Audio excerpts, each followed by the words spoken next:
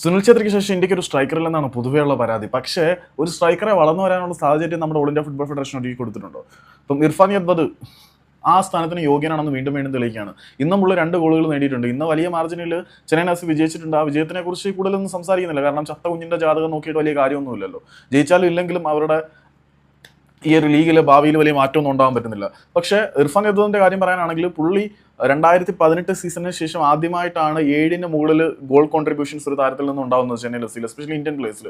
അതുകൂടാതെ അവരുടെ club legend ആയിട്ടുള്ള ജയചലാൽ പെക്കുലയുടെ ഒപ്പം പുള്ളി കോൺട്രിബ്യൂഷൻസിന്റെ കാര്യത്തിലേക്ക് എത്തുകയും ചെയ്യുന്നുണ്ട്. സോ ഛേത്രിയോടൊപ്പം തന്നെ കളിച്ച് തെളിഞ്ഞിരുന്ന ഒരു അണ്ടർ റേറ്റഡ് താരങ്ങളിൽ ഒരാളാണ് ജയചലാൽ പെക്കുല. ഈ പ്രായം കൂടി കമ്പയർ ചെയ്യുമ്പോൾ ജെജയുടെ അതേ മികവിലേക്ക് അല്ലെങ്കിൽ അതേ ക്വാളിറ്റി ഉണ്ടെന്നൊന്നും ഞാൻ പറയുന്നില്ല. പക്ഷേ സ്റ്റാറ്റിറ്റിക്കലി ജെജയുടെ ആ ഒരു ലെവലിലേക്ക് ഇർഫാൻ യദ്ബദിന് ഉയരാൻ പറ്റുന്നുണ്ടെങ്കിൽ ഈ ഛേത്രിയെ വീണ്ടും തിരിച്ചു വിളിക്കുന്നതിന് പകരം പ്രോപ്പറായിട്ട് ഇർഫാൻ യദ്ബദിനെ പോലെയുള്ള താരങ്ങളെ മോൾഡ് ചെയ്തെടുത്തു കഴിഞ്ഞാൽ ഛേത്രിയെക്കാട്ടിൽ മുകളിൽ ഒരു പക്ഷേ പോയേക്കും. നമ്മളിവിടെ ബിഗ് നെയിംസിന് പിന്നാലെ പോകുന്നത് കൊണ്ട് ആ പൊസിഷനിലേക്ക് വേറെ ആരെയും വളർത്താൻ ശ്രമിക്കുന്നില്ല എന്നുള്ളതാണ് ഏറ്റവും പ്രധാനപ്പെട്ട കാര്യങ്ങളിലൊന്ന്. ഇർഫാൻ അതിന്റെ വേറൊരു ഉദാഹരണമാണ്.